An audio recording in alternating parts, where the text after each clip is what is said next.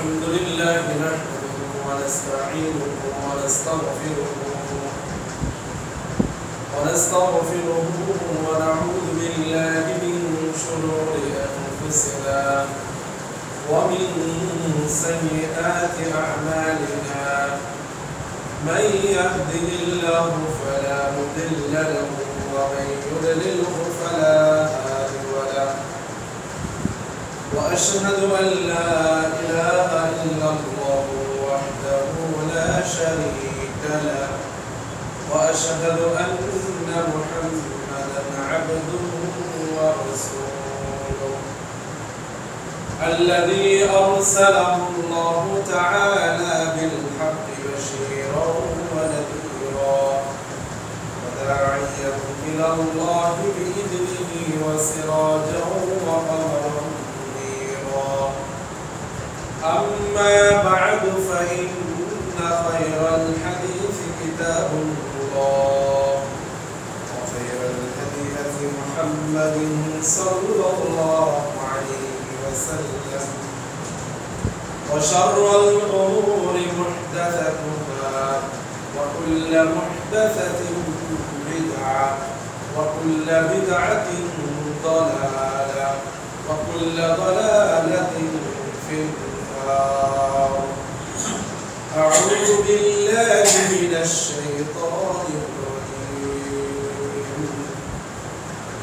قال أنا خير منه خلقتني من نار وخلقته من طين. وقال النبي الأمين صلى الله عليه وسلم لا يدخل الجنة من كان في قلبه مثقال ذرة من كبر. رواه مسلم. الحمد لله যাবতীয় হামদ সালাত প্রশংসা মহান রব্বুল আলামিনের জন্য, যে রব্বুল আলামিন আমাদেরকে মুসলিম করে সৃষ্টি করেছেন, যে রব্বুল আলামিনের দয়া অনুগ্রহ নিয়ে আমরা বেঁচে আছি, যে রব্বুল আলামিনের দয়া অনুগ্রহ দিয়ে আজকে জুমার দিন মসজিদে একত্রিত হওয়ার তৌফিক পেয়েছি। সেই মহান রব্বুল আলামিনের দরবারে আমরা শুকরিয়া আদায় করি, আলহামদুলিল্লাহ। অতঃপর দুরূদ ও সালাম পেশ করছি সেই মহামানবের প্রতি, যাকে আল্লাহ তাবারক ওয়া তাআলা মানবতার মুক্তি দূর করে প্রেরণ করেছেন, যিনি হচ্ছেন আমাদের আদর্শ নেতা, আদর্শ দায়ী, আদর্শ ব্যক্তিত্ব, যার আদর্শ বাস্তবায়ন করে আল্লাহ তাবারক ওয়া তাআলা আমাদের উপর ফরজ করে দিয়েছেন। সে আদর্শ নেতা, আদর্শ দায়ী, আদর্শ ইমাম, আদর্শ ব্যক্তিত্বের প্রতি সংক্ষিপ্তভাবে আমরা দুরূদ ও সালাম পেশ করছি সাল্লাল্লাহু আলাইহি ওয়াসাল্লাম।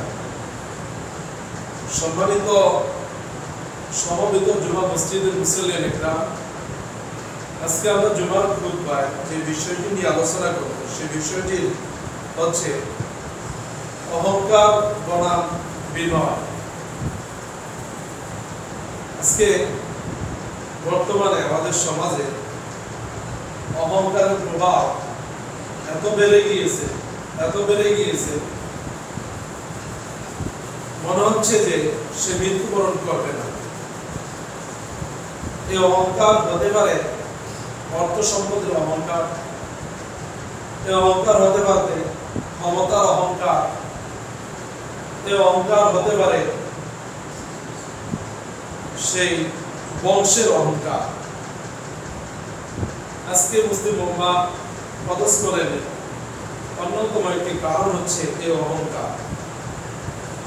অথচ এই অহংকারের গুণ ছিল শয়তানের, এই অহংকার করার বৈশিষ্ট্য হচ্ছে শয়তানের।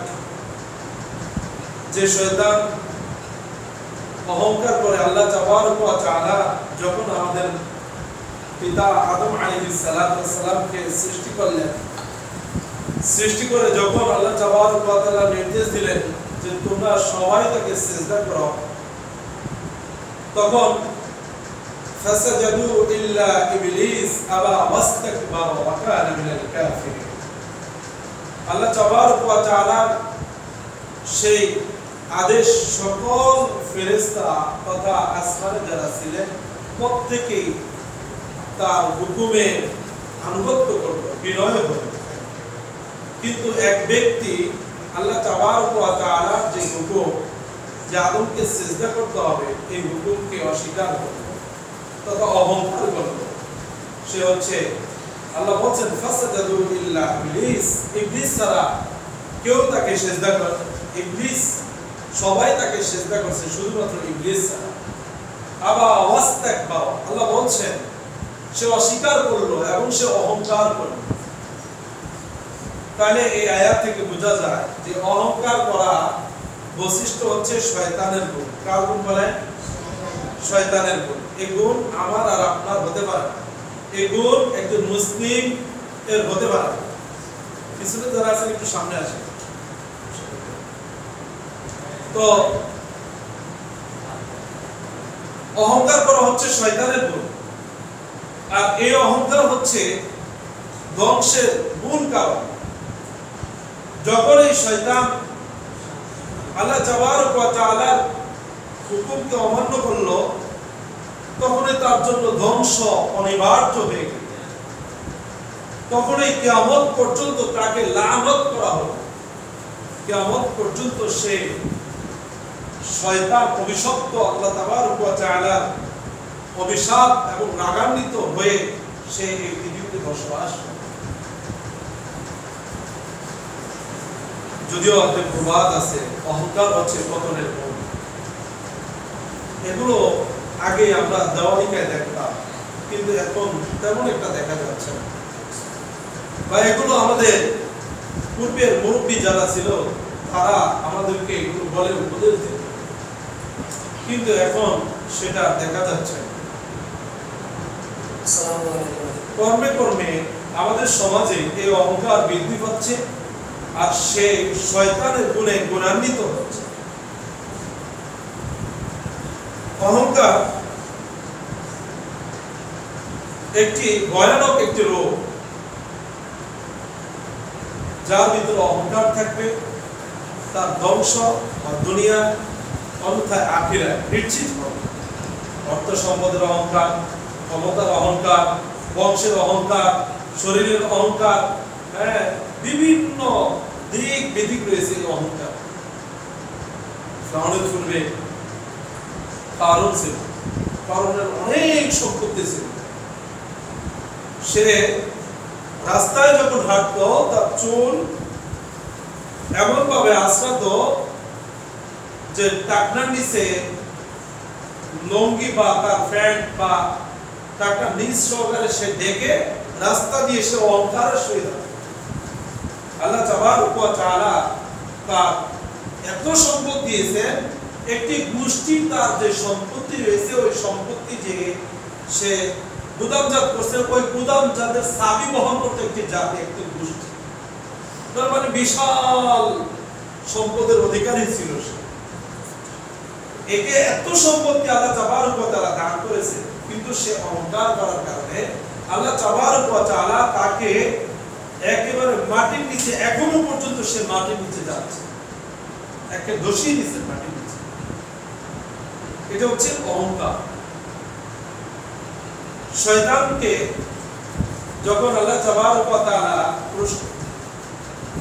করলেন, হুকুম করলেন যে আদমকে সিজদা করো, তখন শয়তান অহংকার করে আরেকটি বাক্য বললেন, কি সেটা আল্লাহ তাবারক ওয়া তাআলা কোরআন কারীমে তুলে ধরেছেন যে قال انا خير منه خلقتني من نار وخلقته من طين।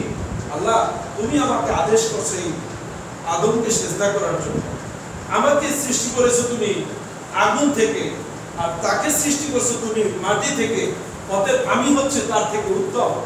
قال انا خير منه, আমি হচ্ছি তার থেকে উত্তম। خلقتني من نار, আপনি আমাকে সৃষ্টি করেছেন আগুন দিয়ে, وخلقته من طين, আর তাকে সৃষ্টি করেছেন আপনি এই মাটি দিয়ে, অতএব আমি হচ্ছি তার থেকে উত্তম, আমি কেন তাকে সিজদা করব? এই শুরু হয়ে গেল শয়তানের পদস্খলন। যে শয়তান যখন এই কথা বলল তখন তার পদস্খলন শুরু হয়ে গেল। অহংকারের একটি বিষয় রয়েছে যে অহংকার হলো সত্য প্রত্যাখ্যান করা ও মাখলুককে তুচ্ছ ভাবা, সত্যকে প্রত্যাখ্যান করা। স্পষ্টভাবে আল্লাহ তাবারক ওয়া তাআলা কোরআন এবং তার নবী রাসূলুল্লাহ সাল্লাল্লাহু আলাইহি ওয়াসাল্লামের মুখের বাণী হাদিস কিয়ামত পর্যন্ত এটিকে জারি রাখবে। রাসূলুল্লাহ সাল্লাল্লাহু আলাইহি ওয়াসাল্লাম বলেন যে তারাকতু ফীকুম আমরাইন লান তাদুল্লু মা তামাসসাকতুম বিহিমা কিতাবাল্লাহ ওয়া সুন্নাত রাসূল। শোনো আমার উম্মত, শোনো বিশ্ববাসী, তোমরা শুনে রাখো, আমি তোমাদের নিকট দুইটি জিনিস রেখে গেলাম। এক, কিতাবুল্লাহ, আল্লাহর কিতাব, ওয়া সুন্নাত রাসূলি, আর আমি রাসূলের সুন্নাত তোমাদের কাছে রেখে গেলাম। এই দুইটি জিনিস যখন তোমরা আঁকড়ে ধরবে, লান তাদিল্লু মা তামাসসাকতুম বিহিমা, কখনো তোমরা এই দুইটি জিনিস যখন আঁকড়ে ধরবে কখনো তোমরা পথভ্রষ্ট হবে না, সদা সর্বদা তোমরা হিদায়াতের উপরে। আজকে আমাদের সমাজ, আজকে আমাদের ব্যক্তি সমাজ, আজকে আমাদের পারিবারিক সমাজ, আজকে আমাদের অর্থনৈতিক অবস্থা, আজকে আমাদের রাষ্ট্রীয় অবস্থা, প্রত্যেকটি ক্ষেত্রে এই কোরআন এবং সুন্নাহ থেকে আমাদেরকে দূরে রাখা হচ্ছে। পাইকারা চলছে যুগের পর যুগ, বছরের বছর, এক সরকার যায় আরেক সরকার আসে, তাতে আমাদের কোনো ইসলামের কোনো উন্নতি হয়। তার অন্যতম কারণ হলো আমাদেরকে কোরআন এবং হাদিস থেকে দূরে রেখে আমাদেরকে সেই বিভিন্ন আমাদের স্কুল কলেজের সিলেবাসে বিভিন্ন হিন্দুদের বিভিন্ন গল্প কাহিনী দিয়ে আমাদেরকে ভর্তি করে আমাদেরকে শিক্ষা দান করা হচ্ছে। অথচ রাসূলুল্লাহ সাল্লাল্লাহু আলাইহি ওয়াসাল্লাম বলছেন যে আমি তোমাদের নিকট দুইটি জিনিস রেখে গেলাম, এই দুইটি জিনিস তোমাদের কাছে উপস্থিত যখন থাকবে পশ্চিমকালের জন্য তোমরা পথভ্রষ্ট হবে না। এক হচ্ছে কিতাবুল্লাহ, আল্লাহর কোরআন, দুই হচ্ছে সুন্নাত রাসূল, সেটা হচ্ছে আল্লাহ রাসূলের সুন্নাত তথা হাদিস। এই কোরআন এবং হাদিস আমাদের সামনে বিদ্যমান, তারপর আমাদের সমাজে আজকে এত এত এত মতানৈক্য, আর আমরা সাধারণ মানুষ যারা আছি তারা কখনো কোরআন ধর্ম এটা ভাবি না। কোরআন যে আমার জন্য নাজিল হয়েছে এটা কখনো আমি ভাবি না। কোরআন যে আমাকে পড়তে হবে এই চিন্তা কখনো আমি করি না। রাসূলুল্লাহ সাল্লাল্লাহু আলাইহি ওয়াসাল্লামের হাদিস যে তিনি যে সমস্ত কথা বলে গিয়েছেন সেই সমস্ত কথা আমাকে শুনতে হবে, সেই সমস্ত কথাগুলো আমাকে পড়তে হবে, সেই সমস্ত কথাগুলো আমাকে মানতে হবে, এটা আমরা কখনো ভাবি না। আমরা ইসলামকে এখন বিভাজন করে নিয়েছি।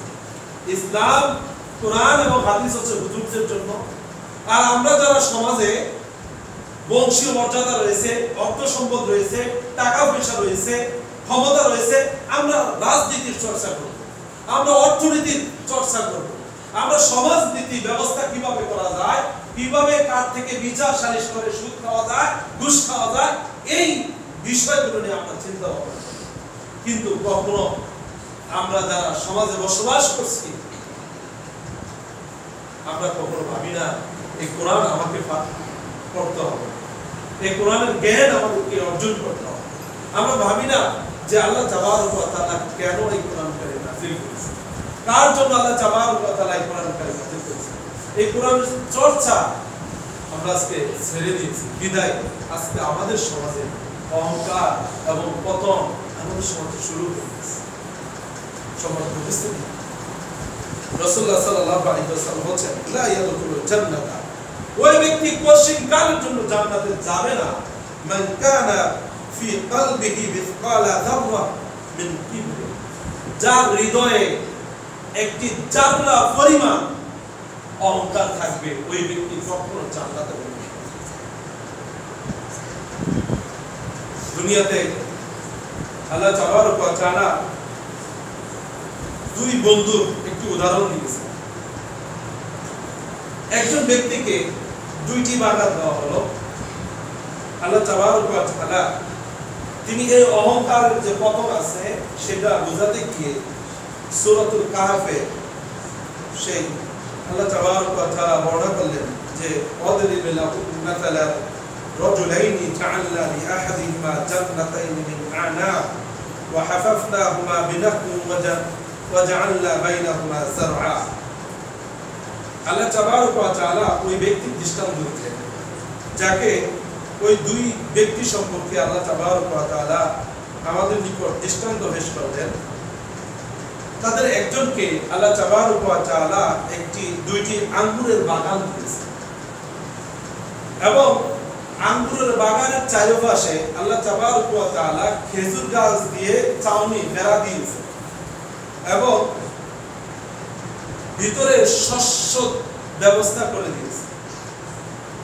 এরপরে কিলতা জান্নাতাইনি আতাত উকুলাহা ওয়া লাম তাযলিম মিনহু শাইআ, উভয় বাগান ফল দিয়েছেন, তাতে কিছুই ত্রুটি করেননি। আল্লাহ তাবারক ওয়া তাআলা এত সুন্দর বাগান তাদেরকে দিয়েছেন, কিছুই সেখানে ত্রুটি করেননি। আঙ্গুরের বাগান দিয়েছেন, চারপাশে খেজুর দিয়েছেন, শস্য দিয়েছেন, সেখানে কোনো কিছু ত্রুটি বা সমস্যা হয়নি। অফাজ্জারনা খিলালাহুমা নাহারা, এবং আল্লাহ তাবারক ওয়া তাআলা সেখানে বাগানের মধ্যে দিয়ে একটি নহর প্রবাহিত করে দিয়েছেন। সুন্দর না? মরুভূমির মতন একটি স্থানে যদি আঙ্গুরের বাগান থাকে, চারপাশে খেজুর গাছ থাকে, ভিতরে শস্য থাকে, এরপরে ভিতরে একটি নদী বয়ে যায়, তাহলে কত সুন্দর না? এই বাগান, দুইটি বাগান আল্লাহ তাবারক ওয়া তাআলা এক ব্যক্তিকে দান করার পরে ওয়া দাখালা জান্নাতাহু ওয়া হুয়া যালিমুন লিনাফসি, যাকে আল্লাহ তাবারক ওয়া তাআলা বাগান দিয়েছিলেন সে বাগানে প্রবেশ করতে এবং ধারণা করত কি সে নিজের উপর জুলুম অবস্থা, সে বলল ক্বালা মা আযুন্নু আন তাবিদা হাযিহি আবাদা, সে বলতো যে এটা কখনো আর শেষ হবে না, এটা চিরস্থায়ী। এত সুন্দর নাজ নিয়ামত আল্লাহ তাবারক ওয়া তাআলা তাকে দিয়েছেন, সে সেখানে ঢুকতো আর সে নিজের উপর অন্যায় করে জুলুম করে সে বলতো যে এটা কখনো শেষ হবে না, একটু অহংকার হয়ে গেছে। তখন ওমা আযুন্নু সাআতা কাইমাতান ওয়া লা ইউদিতু, আমি মনে করি না যে কিয়ামত সংঘটিত হবে। যাকে আল্লাহ তাবারক ওয়া তাআলা এত সম্পদ দিয়েছেন, সে বলল যে আমি কখনো ধারণা করি না যে কিয়ামত হবে। তার মানে হচ্ছে এটার ভিতরে ঢুকলে এত সুন্দর, চাকচিক্যময়, এত আরামদায়ক দেখা যাচ্ছে যে সে শেষ পর্যন্ত কিয়ামত অস্বীকার করে। সে বলল যে কি, যে আমি ওয়ালা ইউদিতু ইলা রাব্বি লা আজিদান্না খায়রাম মিনহা মুনহারাবা, সে বলল, ধারণা করলো যে কিয়ামত সংঘটিত হবে এটা আমার মনে হয় না, আর আমাকে যদি ফিরিয়ে দেওয়া হয় আমার রবের কাছে, তবে নিশ্চয়ই আমি এর চেয়ে উত্তম কিছু পাবো। এরপরে আল্লাহ তারপরে ওই ব্যক্তি কথা কথা তার সঙ্গী তাকে বলল, তুমি কি তাকে অস্বীকার করছো যিনি তোমাকে সৃষ্টি করেছেন মাটি থেকে, অতঃপর বীর্য থেকে, তারপর তোমাকে অভয় দিয়েছেন পুরুষের? ওই যে দুই বন্ধুর এক বন্ধুকে আল্লাহ তাবারক ওয়া তাআলা দুইটি বাগান দিয়েছেন, আরেক বন্ধু এই কথা অবস্থায় তাকে বলল যে তুমি কি সেই ধারণা করছো যে তুমি কি আল্লাহর সাথে অহংকার করছো যে আল্লাহ তোমাকে সৃষ্টি করেছেন সামান্য একটু পানি থেকে, বীর্য থেকে? আমাদেরকে ফিরিয়ে নেওয়া দেওয়া হচ্ছে আমাদের এই অহংকারের মূল কি? আমাকে আর আপনাকে সৃষ্টি করা হচ্ছে কিসের থেকে, কোথা থেকে আমরা আসছি? আর একটু পানি, একটু বীর্য, একটু রক্তপিণ্ড, সেখান থেকে আল্লাহ তাবারক ওয়া তাআলা আমাকে আর আপনাকে সুনাম দেনের অধিকারী বানিয়েছে, অর্থ সম্পদ দিয়েছে, ক্ষমতা দিয়েছে। তাই বলে আমার আর আপনার দাপটে রাস্তায় আরেকজন মানুষ নিরীহ মানুষ চলতে পারবে না। আপনি এলাকায় বসবাস করছেন, অথচ আপনার দাপটে একজন নিরীহ মানুষ সে সব সময় সদা সর্বদা সে মাজলুম অবস্থায় বসবাস করবে, এটা হতে পারে? তার সঙ্গী তাকে বলল, তুমি কি তাকে অস্বীকার করছো যিনি তোমাকে সৃষ্টি করেছেন? কি থেকে সৃষ্টি করছেন? মাটি থেকে তোমাকে সৃষ্টি করেছেন। যে মাটির উপরে আমি আর আপনি হাঁটছি, যে মাটির উপরে আমি আর আপনি হেঁটে অহংকার করছি, সে মাটি দিয়ে আল্লাহ তাবারক ওয়া তাআলা আমাকে আর আপনাকে তৈরি করেছে। তার সঙ্গী তাকে স্মরণ করে দিয়েছে যে তোমাকে তো এত নাজ নেমত দেওয়া হলো, তুমি অহংকার করছো, অথচ তোমাকে তিনি সৃষ্টি করেছেন সে মাটি থেকে। এরপরে তুমা মিন নুতফা, নুতফা থেকে আল্লাহ তোমাকে সৃষ্টি করেছেন, তা হচ্ছে বীর্য থেকে। তুম্মা সাওয়াকা রাজুলা, অতঃপর তোমাকে এই বীর্য থেকে সৃষ্টি করে একটি দিয়েছেন সেটা হচ্ছে একজন পুরুষের আকৃতি আল্লাহ তোমাকে দিয়েছেন, কিন্তু তিনি আল্লাহ আমার রব, আর আমি আমার রবের সাথে কাউকে শরীক করব না। তৃতীয় যে ব্যক্তি ছিল ওই ব্যক্তি বলছেন লাকিন্নাহু আল্লাহু রাব্বি ওয়া লা উশরিকু বিরাব্বি আহাদা, আমাকে আল্লাহ কিছু দেননি, দুটি বাগান দেননি, কিন্তু তিনি আমার রব, তিনি আমার আল্লাহ, আমি তাকে কারোর সাথে শরীক করব না। এখন এই যে শরীকের কথা যদি বলি তাহলে অনেক কথা বলা যায়। সংক্ষিপ্ত কথা হলো মাজার, তারপরে হচ্ছে কবর, তারপরে এগুলো মান্যত করা, এরপরে হচ্ছে ওই যে ভোগ দেওয়া, চৌরাস্তায় আমরা ভোগ দিয়ে থাকি জিন শয়তানকে খুশি করার জন্য, এগুলো সব হচ্ছে শিরক। যে সমস্ত কাজ আল্লাহর জন্য নির্ধারিত ওই সমস্ত কাজ অন্য কারো উদ্দেশ্য বা অন্য কারো আল্লাহর সন্তুষ্টিতে অন্য কাউকে মাধ্যম করা, এগুলো হচ্ছে শিরক। পীর সাহেবের মাধ্যমে জান্নাতে যাও, এরকম চিন্তা ভাবনা আমাদের আছে না? মাজারকে দান করলে, মাজারকে মাধ্যম বানিয়ে ইবাদত করলে আল্লাহর নৈকট্য হাসিল করা যাবে, এগুলো হচ্ছে শিরক। কিন্তু ইসলাম তো আমরা জানি না, ইসলাম সম্পর্কে জ্ঞান অর্জন করি না। শিরকের মতন একটি ভয়াবহ অবস্থা আমাদের সমাজে বিরাজমান।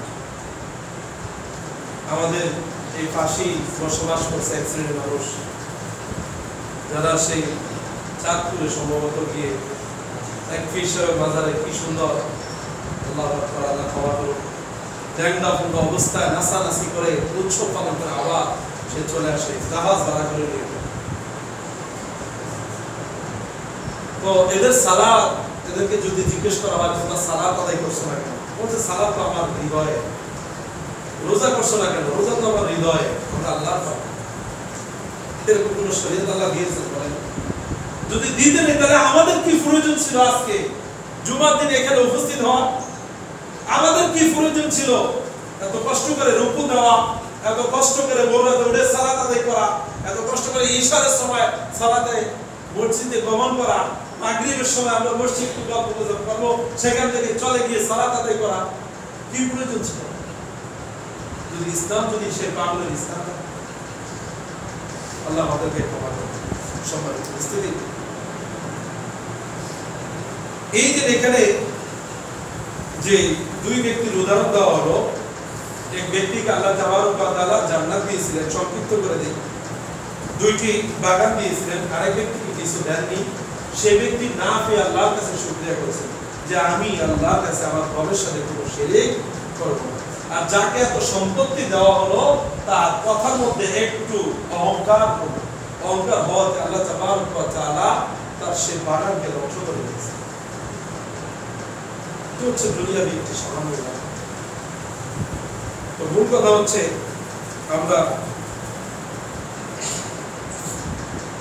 আমরা এই অহংকার থেকে দূরে থাকি, আমরা বিনয়ের হব। বিনয়ের ব্যাপারে রাসূলুল্লাহ সাল্লাল্লাহু আলাইহি ওয়াসাল্লাম বলেন যে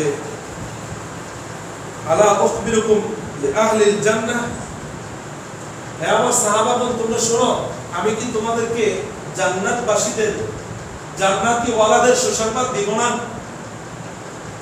তখন রাসূলুল্লাহ সাল্লাল্লাহু আলাইহি ওয়াসাল্লাম বলেন কুল্লু দাঈফিন মুদাআফিন, যে প্রত্যেক বিনয়ী, দুর্বল, নম্র প্রকৃতির লোক যারা আল্লাহর নামে কসম করলে তিনি তা পূর্ণ করেন, এরা হচ্ছে জান্নাত। কারা? প্রত্যেক নম্র, ভদ্র, বিনয়ী যারা রয়েছে এরা হচ্ছে দুনিয়াতে জান্নাতের সার্টিফিকেট তাদের জন্য রাসূলুল্লাহ সাল্লাল্লাহু আলাইহি ওয়াসাল্লাম দিয়ে গেছেন যে আমি কি তোমাদেরকে জান্নাতি ওয়ালাদের সম্পর্কে কিছু বলবো, তাদের সম্পর্কে তোমাদেরকে খবর দিব। তারা কারা? তারা হচ্ছে শোনো, প্রত্যেক দুর্বল, নম্র, ভদ্র, বিনয়ী যারা আল্লাহ যে ওয়াদা করেছেন সে ওয়াদা পালন করে। ওয়াদা কি? ওয়াদা হচ্ছে সালাত, সিয়াম, হজ, যাকাত, শিরক করব না, বিদআত করব না, ঈমান আনবো, আমল করব, এগুলো হচ্ছে আল্লাহর ওয়াদা। এই ওয়াদাগুলো যারা পরিপূর্ণ করবে এবং বিনয় থাকে, এরা হচ্ছে জান্নাত। অতএব আসুন আমরা অহংকারকে না বলি আর বিনয়কে আমরা গ্রহণ করে নেই, তাহলে আমাদের জন্য থাকবে সুনিশ্চিত সে জান্নাতের রাস্তা। আমরা তাহলে এই জান্নাতের আশা করতে পারবো। আল্লাহর কাছে দোয়া এই দাবি রেখে আজকের দোয়াটি এখানে শেষ করলাম। ওয়া আতিনাওয়ানা আলহামদুলিল্লাহ।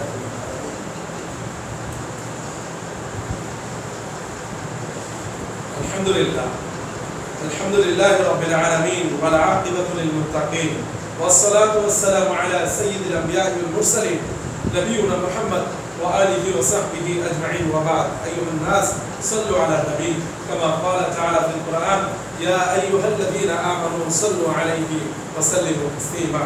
আমরা সবাই দরুদ পড়ি اللهم صل على محمد وعلى آل محمد كما صليت على إبراهيم وعلى آل إبراهيم إنك حميد مجيد.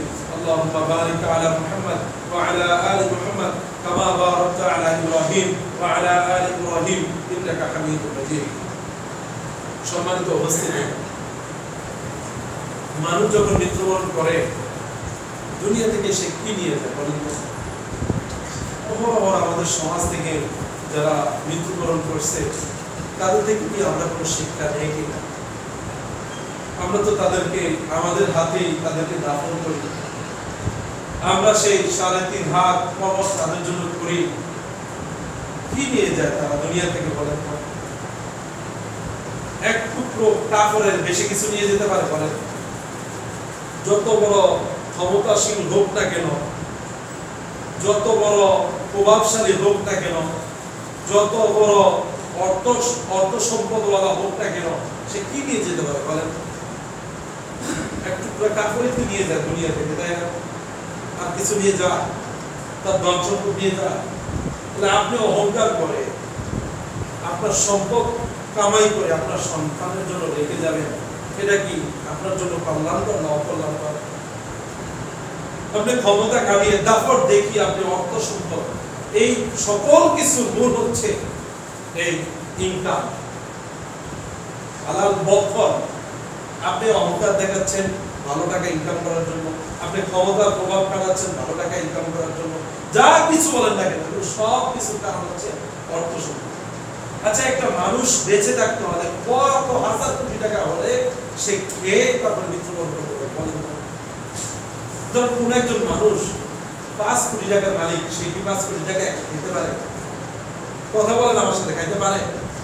খেতে পারে না। আমার আর আপনার রিজিকের ব্যবস্থা আমাকে আর আপনাকে তৈরি করার 50 বছর আগে আল্লাহ নির্ধারণ করে রেখেছেন। তাহলে কেন আমি হালাল বক্ষণ রেখে হারাম বক্ষণ করে আমার সন্তান এবং আমার পরিবার যারা আছে এদের জন্য পরবর্তী বসে বসে খাবে, আমার সম্পত্তি ভাগ বন্টন করে নিয়ে তারা আরামে খাবে, আর আমি তার মূল হচ্ছে এই হারাম বক্ষণ করে এই সমস্ত সম্পদ আমি গোছাবো? বলেন কেন আমরা এগুলো করব? রাসূলুল্লাহ সাল্লাল্লাহু আলাইহি ওয়াসাল্লাম বলেন, শোনো, ইদা মাতাল ইনসান ইনকাতাত আনহু আমালুহু ইল্লা বিসালাসিন, মানুষ যখন মৃত্যুবরণ করে তখন দুনিয়া থেকে তার সকল সম্পর্ক বিচ্ছিন্ন হয়ে যায় 3টি সম্পর্ক ছাড়া। এক নম্বর হচ্ছে সাদকায়ে জারিয়া। সাদকায়ে জারিয়া কি?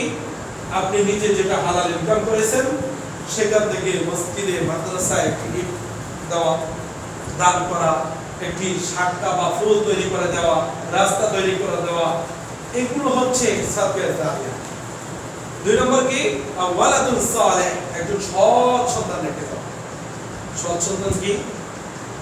যে সন্তান আল্লাহর কালামুল্লাহ পাঠ করবে এবং এর দাওয়াত মানুষের কাছে পৌঁছাবে। তাহলে দুনিয়া থেকে এই 2টা। 3 নম্বর হচ্ছে আও ইলমুন ইয়ান্তাফিউ বিহি, এমন ইলম রেখে দেওয়া যে ইলমের কারণে পরবর্তীতে মানুষ উপকার পায়। যেমন ইমাম বুখারী রাহমাতুল্লাহ আলাইহি সহিহ বুখারী লিখে গেছেন। এখন আমরা পরবর্তী যুগে যারা আছে আমরা প্রত্যেককে আলেম হতে হলে আগে বুখারী শরীফ পড়তে হয় না? কথা বলেন, পড়তে হয় কিনা?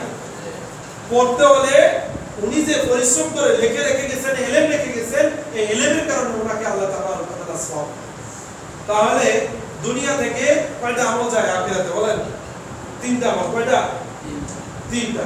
তাহলে আপনি যে বছরে আইলে আপনার মা বাবার জন্য খতম করেন, 40 দেন, 3 দিনা দেন, হ্যাঁ 4 দিনা খাওয়ান, এরপরে এসে কবরের পাশে দিয়ে কোরআন তেলাওয়াত করেন, এগুলো কি যায়? কথা বলেন, এগুলো কি যায়? রাসূলুল্লাহ সাল্লাল্লাহু আলাইহি সাল্লাম বলেন, মানুষ যখন মৃত্যুবরণ করে তখন 3টি ছাড়া বাকি যত সম্পর্ক আছে সব ছিন্ন হয়ে যায় ওই কবর আলার জন্য। 3টা হচ্ছে, 1 নম্বর সৎ সন্তান রেখে দেওয়া, সৎ সন্তান ভালো কাজ করবে, কবরে শুয়ে শুয়ে সে ভালো এই নেক সে পাবে। 2 নম্বর হচ্ছে ইলম রেখে দেওয়া। 3 নম্বর হচ্ছে সাদকায়ে জারিয়া রেখে দেওয়া, মসজিদে দান করা, ইট দেওয়া বা মসজিদ নির্মাণ করার কাজে সহযোগিতা করা, হ্যাঁ রাস্তা তৈরি করে দেওয়া, শাখা বা ফুল তৈরি করে দেওয়া, এগুলো হচ্ছে সাদকায়ে জারিয়া, ভালো ভালো কাজ। বা এমন একটি ফল গাছ লাগিয়ে রেখেছেন যে ফল দ্বারা পশু পাখি মানুষ সবকিছু উপকৃত লাভ করে, এগুলো হচ্ছে সাদকায়ে জারিয়া। এই 3টি আমল ছাড়া বাকি কোনো আমল সে কবরে যায়। এখন আপনি বলবেন কেন কবর জিয়ারত করা হয়? কবর জিয়ারতের মূল উদ্দেশ্য হচ্ছে দুটো। 1 নম্বর হচ্ছে তুহমিতুল কলব। 1 নম্বর হচ্ছে আমি যে মৃত্যুবরণ করব, ওই কবরে যাব, এটাকে স্মরণ করা। তুযাক্কির মাউত, মৃত্যুকে স্মরণ করা। ওই যে কবরের পাশে যখন দাঁড়াবো তখন আমাকেও সেই কবরবাসী ওয়ালাদের মতো মনে করে আল্লাহর কাছে কান্নাকাটি করা যে আল্লাহ আমার আজকে এই রূপ রয়েছে তাই আমি উপরে হাঁটছি, যখন রূপটা চলে যাব তখন আমাকে ওই কবরের নিচে চলে যেতে হবে। 1 নম্বর। 2 নম্বর বিষয় হচ্ছে আল্লাহ আমার যে আত্মীয় স্বজন ছিল অন্ধকার কবরে চলে গেছে, আল্লাহ তারা তো কিছু নিয়ে যেতে পারে, আমি তাদের জন্য তোমার কাছে সুপারিশ করি, তুমি তাদেরকে ক্ষমা করে দাও। বুঝতে পারছেন বিষয়টা? সুপারিশ 2 নম্বর। 1 নম্বর হচ্ছে নিজের মৃত্যুকে স্মরণ করা, 2 নম্বর হচ্ছে তাদের জন্য সুপারিশ করা। এছাড়া কবর জিয়ারতে আর কিছু না। এখন আমরা কি কবর পাশে যে সরাই আছি, আচ্ছা কোরআন কি জীবিত মানুষের জন্য না মৃত মানুষের জন্য? জীবিত মানুষের জন্য। তাহলে সেখানে কি কোরআন পড়লে তার লাভটা কি? রাসূলুল্লাহ সাল্লাল্লাহু আলাইহি ওয়াসাল্লাম তো বলে দিয়ে গেছেন যে 2টি জিনিস 3টি জিনিস ছাড়া কবরে কোনো কিছু যায় না। 3টি জিনিস কি আপনার আছে বা আপনি বানিয়ে কি রেখেছেন বা আপনি কি প্রস্তুত আছেন এই 3টি জিনিস আপনার কবরে যাবে? সেই 3টি জিনিস আমাকে আপনাকে অর্জন করতে আছে। সম্মানিত উপস্থিতি, আরেকটি হাদিস রাসূলুল্লাহ সাল্লাল্লাহু আলাইহি ওয়াসাল্লাম বলেন যে মানুষ যখন মৃত্যুবরণ করে তখন তাকে 3টি জিনিস অনুসরণ করে। কয়টি জিনিস? আমার সাথে একটু কথা বলেন, এগুলো মনে রাখবেন। কয়টি জিনিস? 3টি জিনিস তাকে অনুসরণ করে, তার সাথে যায় কবর পর্যন্ত। 2টি জিনিস সেই কবর থেকে ফিরে আসে, 1টি জিনিস তার সাথে যায়। 3টি জিনিসের মধ্যে 1 নম্বর হচ্ছে তার পরিবার কবর পর্যন্ত যায় কিনা কথা বলেন। 2 নম্বর তার ধন সম্পদ কবর পর্যন্ত যায়। 3 নম্বর হচ্ছে তার সৎ আমল সে কবর পর্যন্ত যায়। রাসূলুল্লাহ সাল্লাল্লাহু আলাইহি ওয়াসাল্লাম বলেন 2টি জিনিস সে কবর থেকে ফিরে আসে আর 1টি জিনিস তার সাথে যায়। 2টি জিনিস ফিরে আসে কি বলেন তো? তার পরিবার কবর থেকে ফিরে আসে না ভাই? যে আমি ছিলাম এই পরিবারের কামাই করা রোজগার করার এক ব্যক্তি, আমাকে এখন তারা মাটি দিয়ে কবর দিয়ে চাপা দিয়ে তারা এখন চলে আসবে না। আমি ছিলাম তাদের অর্ধন, আমি ছিলাম তাদের সকল কিছুর মূল, আমি ছিলাম তাদের সকল সমস্যার সমাধান, আমি ছিলাম আমার বাবা মা সন্তান স্ত্রী পরিবার প্রত্যেকের সকল সমস্যার সমাধান। আমাকে নাকি তারা কবর দিয়ে মাটি চাপা দিয়ে রেখে চলে আসবে। দুঃখের বিষয় আফসোস। 2 নম্বর হচ্ছে আমি ছিলাম তাদের রোজগারের মূল হাতিয়ার, যা রোজগার করেছি তা খালি হাতে রেখে চলে যাচ্ছি, সেই যা সম্পত্তি আমি অর্জন করেছি আমার এই সম্পত্তি আমার সন্তান আরো যারা ওয়ারিস আছে তারা বন্ধন করে নিয়ে যাবে। কবর কি আর যাবে বলেন? যাবে। 3 নম্বর একটা জিনিস আমার সাথে আপনার সাথে কবর যাবে, সেই জিনিসটা হচ্ছে আমলে সালেহ, সৎ আমল, ঈমান এবং আমল। আপনি কি কি আমল করেছেন? আপনি হারাম কতটুকু বর্জন করেছেন? আপনি আল্লাহকে কতটুকু স্মরণ করেছেন? আল্লাহর হুকুম আহকাম কতটুকু পালন করেছেন? এতটুকু আপনার খবর থাকে। ভাই একটু চিন্তা করি, একটু ভাবি, এই অহংকার না করে আমরা আল্লাহর জন্য একটু বিনয়ী হই। আল্লাহকে আল্লাহ হিসেবে আমরা মেনে নিই, আল্লাহকে রাজ্জাক হিসেবে আমরা মেনে নিই। আল্লাহ তাবারক ওয়া তাআলা যে কোরআন কারীম আমার জন্য প্রেরণ করেছেন সেই কোরআন কারীম একটু পড়ি, রাসূলুল্লাহ সাল্লাল্লাহু আলাইহি ওয়াসাল্লাম আমার আপনার জন্য যে সুন্নাহ রেখে গেছেন হাদিস, সেই সুন্নাহ আমরা গবেষণা করি, তাইলেই আমরা হতে পারবো সেই জান্নাতবাসী। আল্লাহ থেকে এই তৌফিক দান করুন। آمين. اللهم أعز الإسلام والمسلمين، اللهم أعزنا بالإسلام، اللهم خلد ملكنا وممالك الإسلام، اللهم اشغل اليهود والنصارى والبوذيين والهنديين يا رب العالمين. اللهم انصر المسلمين في فلسطين، اللهم احفظ المسلمين في فلسطين، اللهم انصر المسلمين في فلسطين، اللهم انصر المسلمين في بنغلاديش، اللهم انصر المسلمين في الصين، اللهم انصر المسلمين في الهند، اللهم انصر المسلمين في كل مكان يا رب العالمين. اللهم اعد المسجد الاقصى الى رحاب المسلمين، اللهم ارزقنا فيه صلاة قبل الممات يا رب العالمين. اللهم ارزقنا شهادة في سبيل الله، اللهم ارزقنا شهادة في سبيل الله. اللهم خلد ملكنا وممالك الإسلام، اللهم خلد ملكنا وممالك الإسلام. اللهم انصر المسلمين في بنغلاديش، اللهم ارزقنا شهادة في سبيل الله. عباد الله رحمكم الله، إن الله يأمركم بالعدل والإحسان وإيتاء ذي القربى وينهى عن الفحشاء والمنكر والبغي يعظكم لعلكم تذكرون. فاذكروني أذكركم واشكروا لي ولا تكفرون. وهو للصلاة سووا صفوفكم.